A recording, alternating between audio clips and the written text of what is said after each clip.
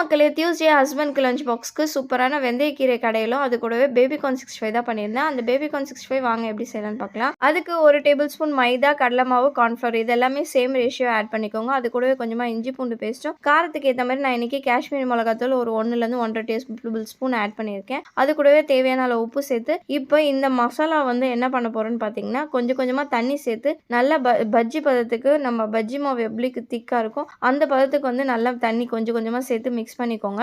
நீங்க எப்பவுமே வந்து கோபி 65 இல்ல மஷ்ரூமோ இல்ல எந்த 65 பண்றதா இருந்தாலும் ஃபர்ஸ்ட் இந்த மாதிரி மசாலா தடவி ரெடி பண்ணிட்டு அதுக்கப்புறம் வந்து நீங்க மசாலா கலந்தீங்கன்னா உங்களுக்கு நல்லாவே வரும். இப்போ கட் பண்ணி வச்சிருக்க பேபிகார்ன் இது கூடவே சேர்த்துட்டு மசாலா நல்லா கலந்ததுமே இப்போ எண்ணெய் சூடானதும் பொரிச்சு எடுத்தோம்னா சூப்பரான பேபிகார்ன் 65 ரெடி ஆயிடுச்சு. நீங்களும் ட்ரை பண்ணி பார்த்துட்டு எப்படி இருக்குன்னு மறக்காம கமெண்ட் செக்ஷன்ல சொல்லுங்க. பாப்பாங்களை கொண்டு போய் ஸ்கூல்ல விட்டுட்டு மறுபடியும் 2:50க்கு பாப்பாங்களை போய் பிக் பண்ணிட்டு வந்துட்டு நாளைக்கு ஒரு பர்த்டே பார்ட்டி இருக்குது. அந்த கஸ்டமர் பார்த்தீங்கன்னா நாளைக்கு ஸ்வீட்டுக்கு வந்து ரசமலை தான் கேட்டிருந்தாங்க. ஸோ அதையும் ரெடி பண்ணி வச்சு